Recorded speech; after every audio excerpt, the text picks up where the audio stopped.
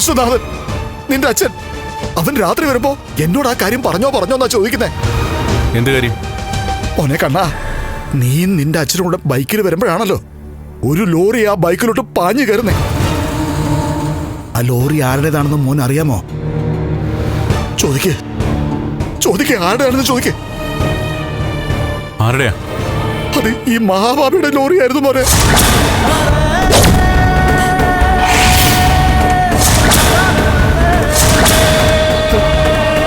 എന്റെ ലോറിയാ നിന്റെ അച്ഛനോടിച്ചിട്ട് ബൈക്കിലേക്ക് പാഞ്ഞു കയറിയത്.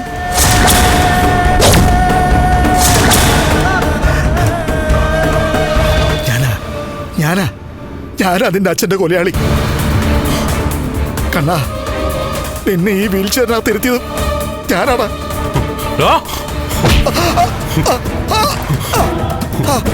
കൊല്ല്, കഴുത്ത് ജനിച്ചു കൊല്ല്. നിന്റെ അച്ഛനുമായിട്ട് ഞാനൊന്ന് ഒരുമിക്കട്ടെ. കൊല്ലു മോനെ, കൊല്ല്.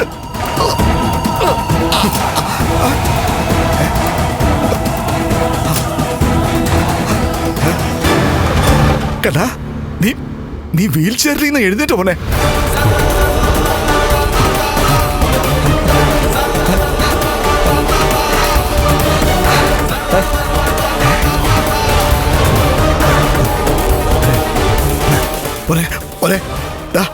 നീ എന്നെ ഒന്ന് കൊന്നതാടാ.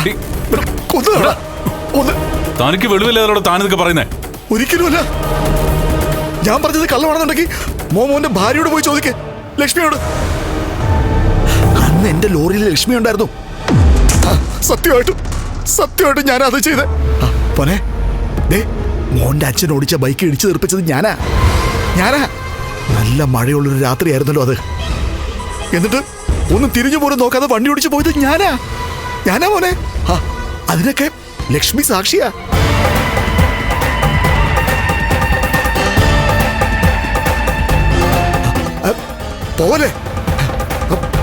പോവല്ലേ മോനെ.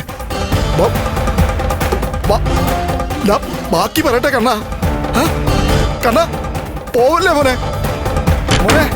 ബാക്കി പറയാനുണ്ട് മോനെ കണ്ണാ. ആക്സിഡന്റ് പുറകിൽ ഒരു ചരിത്രമുണ്ട് കേട്ടാ. പറയട്ടെ കേട്ടാ മോനെ. കണ്ണാ.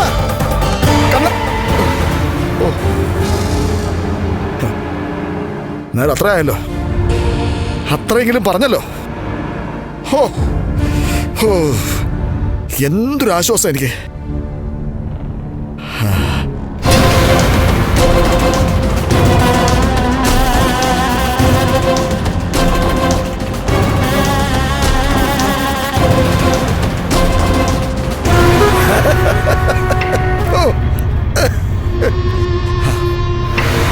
ഒന്നുകിൽ അവൻ തന്നെ വന്ന് എന്നെ കൊല്ലും. ഇനി അതല്ലെന്നുണ്ടെങ്കിൽ മാർക്കോവിനെ പറഞ്ഞുവിടുമായിരിക്കും. ഇനി അതുമല്ലെന്നുണ്ടെങ്കിൽ പോലീസുകാരെ പറഞ്ഞുവിടും. എന്തായാലും എന്റെ മരണം ഉറപ്പായി.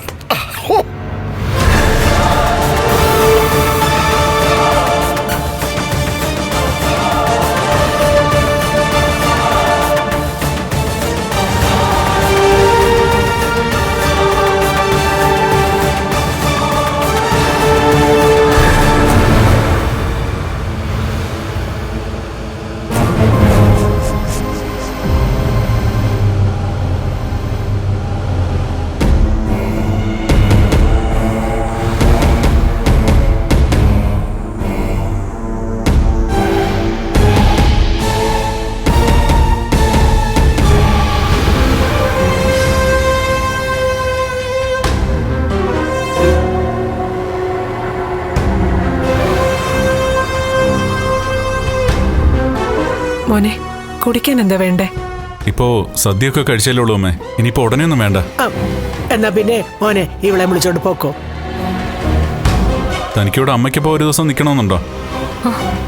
അയ്യോ, ഒരു കാരണവശാലും വേണ്ട.